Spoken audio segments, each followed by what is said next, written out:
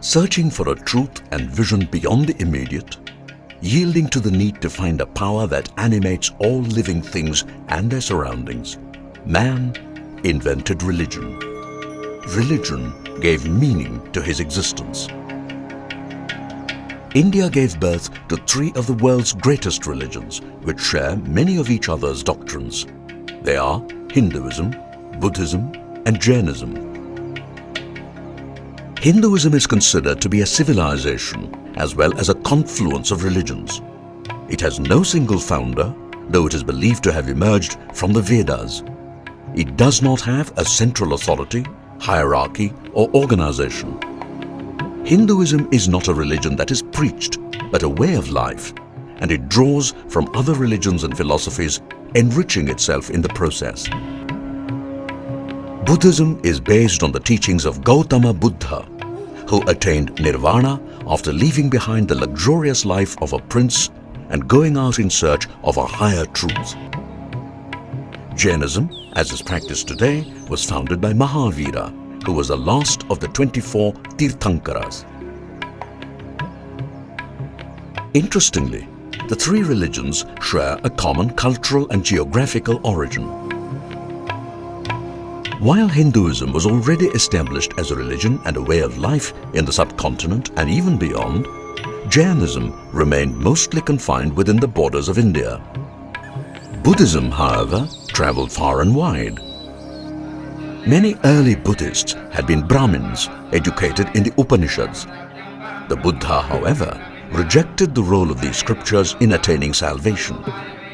He redefined existing Indian concepts, molding them to explain his middle path.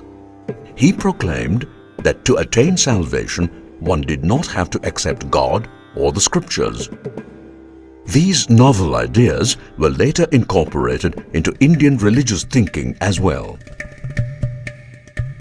The movement of Buddhism through Asia was successful mainly because of its spirit of accommodation and its general fluidity.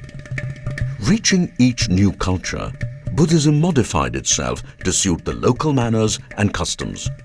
This was done without compromising its core concerns of wisdom and compassion.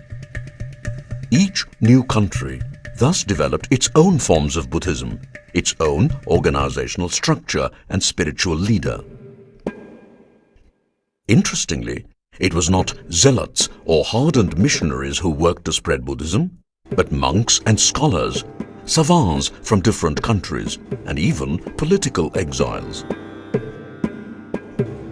A bigger boost came in the middle of the 3rd century BC when Emperor Ashoka espoused its cause. Rather than force his subjects to adopt Buddhism, he spread awareness by posting edicts engraved on iron pillars and rock throughout his realm. These edicts were ethical and inspirational. He sent missionaries throughout the land and beyond its shores. Ashoka was one of the most influential advocates of the Buddhist faith. Where Jainism is concerned, it was already an established religion in several Indian provinces even before Mahavira or the Buddha began their teaching.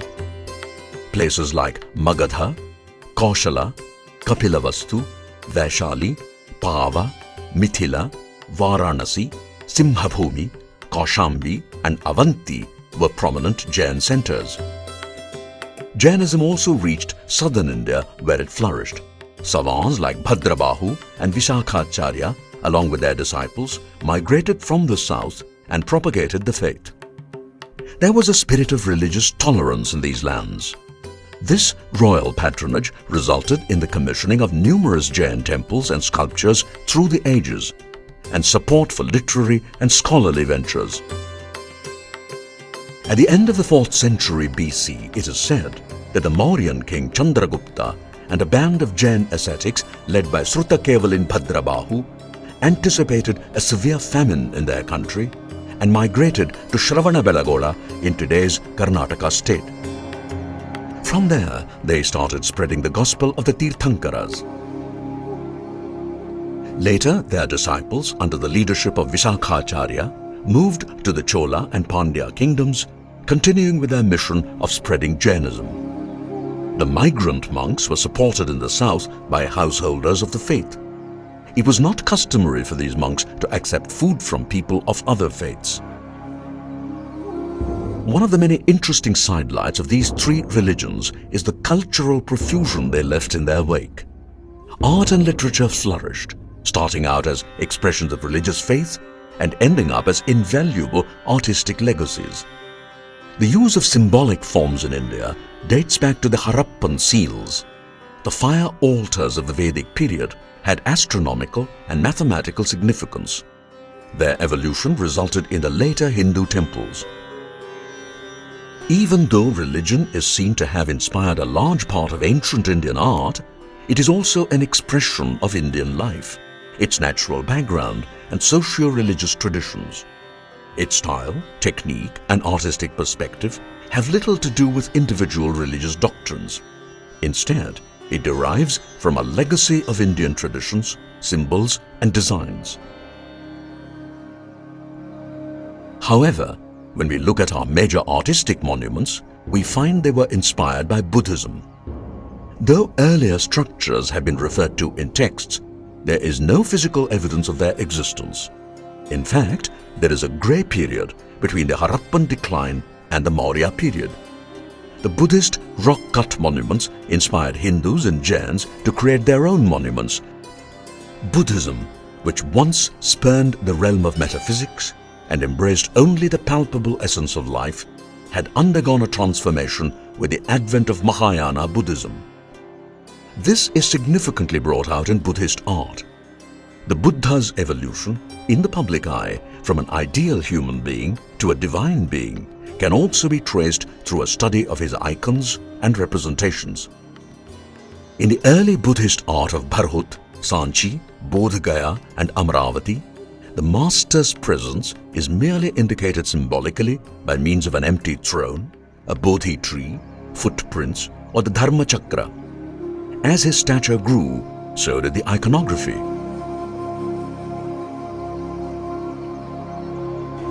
However, the culmination of Buddhist art, and indeed a conflagration of ancient Hindu art, can be seen in the cave temples of Ellora and Ajinta. These rock-cut caves are a reflection of the religious expression of the three religions, Hinduism, Buddhism and Jainism.